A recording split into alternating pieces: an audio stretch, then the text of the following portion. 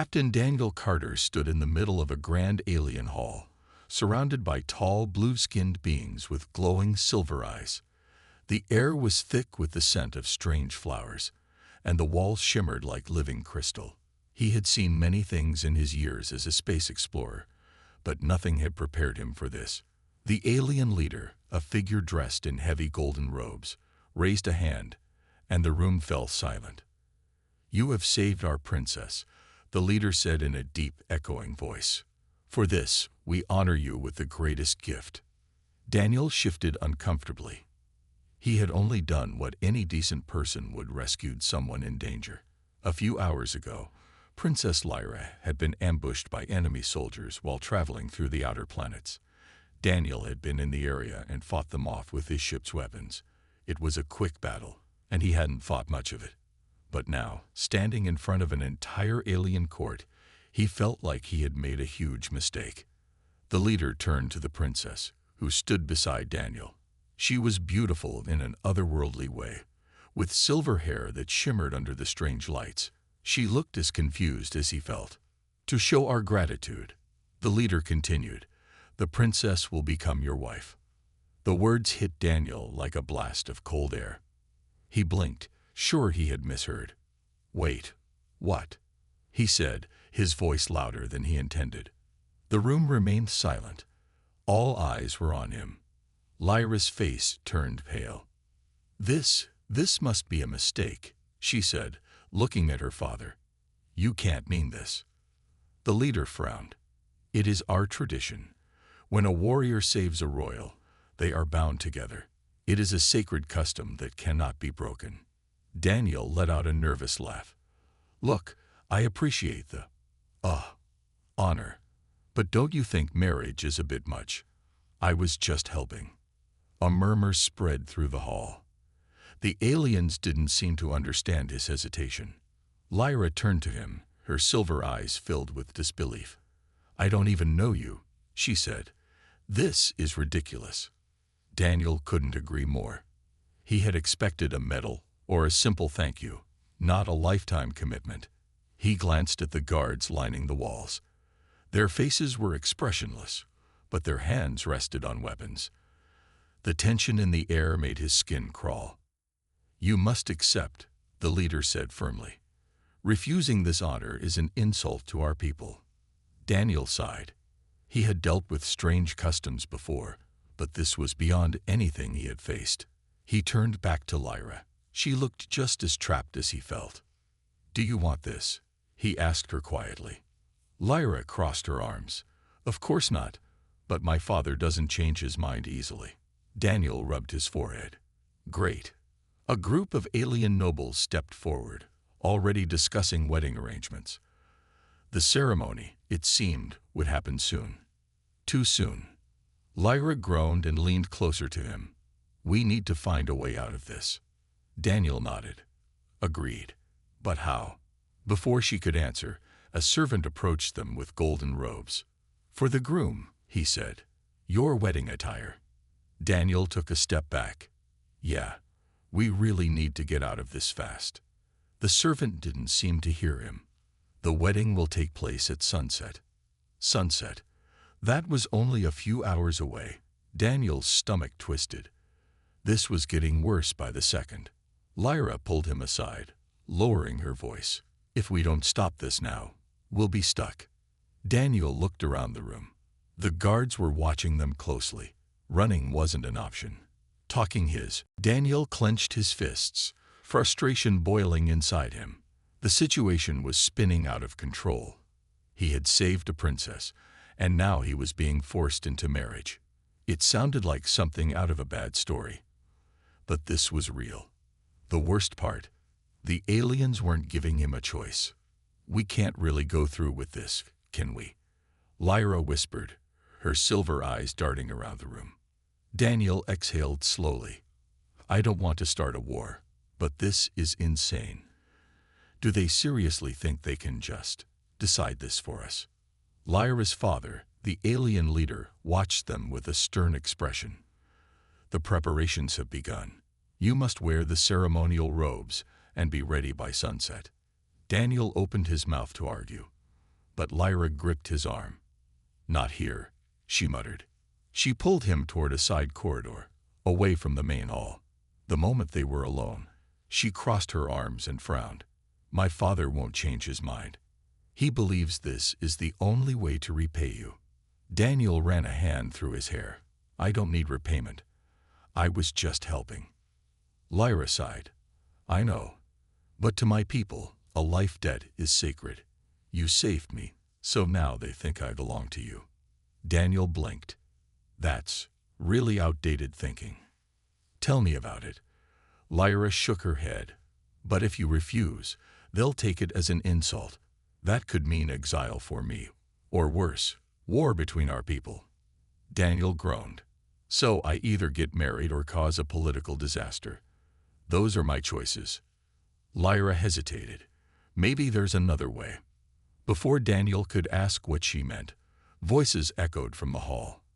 Nobles were discussing the wedding, and some of them didn't sound happy. "He is an outsider," one voice hissed. "A human cannot be trusted to marry our princess." Daniel narrowed his eyes. He stepped closer to the doorway, listening. Another voice, older and filled with authority, spoke next. "It is necessary. The bond must be honored. But if something were to happen to him before the ceremony..." Daniel felt a chill run down his spine. He turned to Lyra. "Did you hear that?" She nodded, her face pale. "They're planning something." Daniel clenched his fists.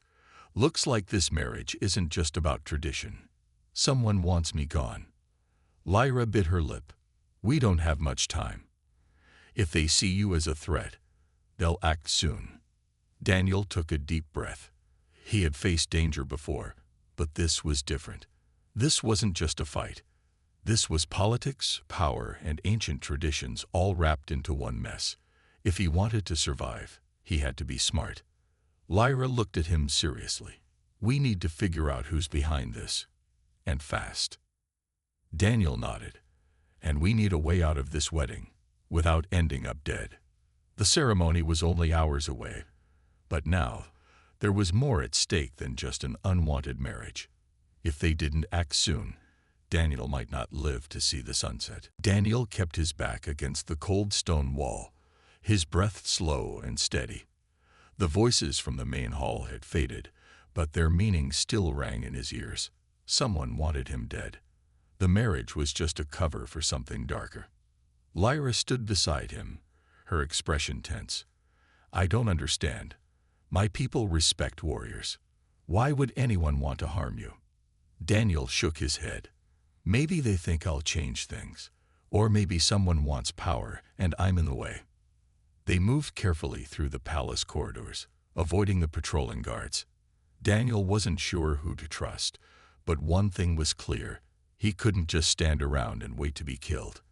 As they passed an open balcony, Daniel noticed two figures whispering in the shadows below.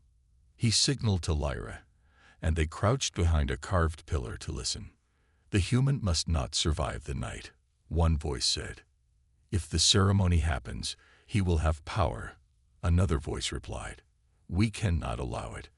Once he is dead, the princess will be forced to marry one of our own."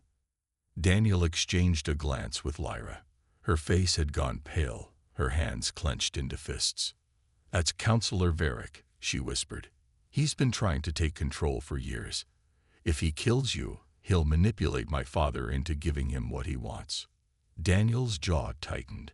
"And I'm guessing that means forcing you to marry someone loyal to him." Lyra nodded. "Exactly." Daniel took a deep breath. "All right. So we've got two problems. One, they're trying to kill me. Two, we still need to stop this wedding." Lyra's eyes flickered with determination. "We need proof. If my father knows Varric is behind this, he won't let it continue." Daniel considered their options. "And how do we get that proof?" She hesitated, then said, "There's a secret chamber in the council hall where important discussions are recorded. If we can get in, we might find something to expose Varric." Daniel glanced down the hall. "Let's move fast. We don't have much time." They slipped through the palace corridors, keeping to the shadows. Every step felt heavier with the weight of what was coming. If they failed, Daniel wouldn't live to see the wedding, let alone stop it. You said. Daniel moved quickly through the dimly lit corridors, his heart pounding. Every step felt dangerous. If they were caught, there would be no second chances. Lyra led the way, her silver hair flowing behind her as they approached the council chamber. "The recordings are stored here," she whispered, pressing her hand against a hidden panel in the wall. A small door slid open, revealing a dark room lined with glowing crystals. Daniel stepped inside, scanning the room. "Where do we find proof?" Lyra moved to the largest crystal in the center. "This records all high-level meetings. If Varric planned your death here, we'll find it." She pressed a series of symbols, and the crystal pulsed with light. A deep voice filled the room. Varric's voice. "The human must die before the ceremony. Once he is gone, the princess will have no choice but to marry one of our own. The king will not resist if we control her." Daniel clenched his fists. "That's it. That's the proof we need." But before Lyra could extract the recording, the door behind them slammed open. A group of guards stormed in, weapons drawn. Varric stepped forward, his face twisted in anger. "You should not have come here," he said coldly. "Now I have no choice but to end this myself." Daniel's instincts kicked in.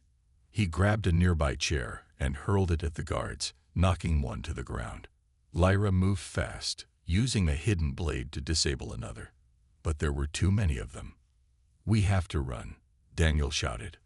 Lyra grabbed the crystal, and they bolted through the side exit. Alarms blared through the palace as more guards appeared, chasing them down the long corridors. Daniel turned a corner, only to find the main gates blocked. More guards were closing in from behind. They were trapped.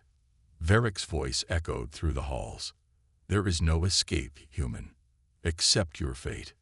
Daniel tightened his grip on his stolen weapon. He wasn't going down without a fight. Lyra's eyes darted to the left. "There's another way." She pointed to a hidden passage behind a statue. Without hesitation, they sprinted toward it.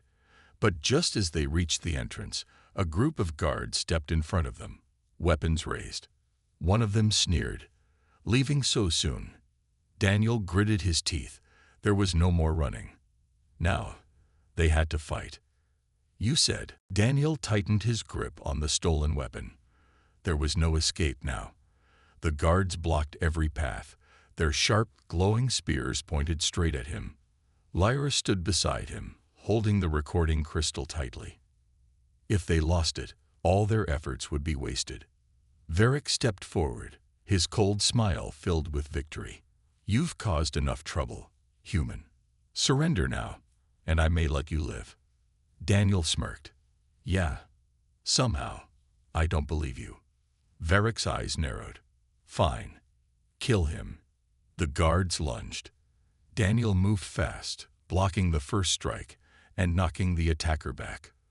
Lyra ducked under a spear and used her blade to disable another guard. But there were too many of them. They couldn't keep fighting forever. Just as a guard swung at Daniel, a booming voice filled the halls. "Stop." Everyone froze. King Orion, Lyra's father, stood at the entrance, surrounded by royal guards. His piercing silver eyes locked onto Varric. "What is the meaning of this?" Lyra quickly stepped forward, holding up the crystal. "Father, we have proof. Varric planned Daniel's death.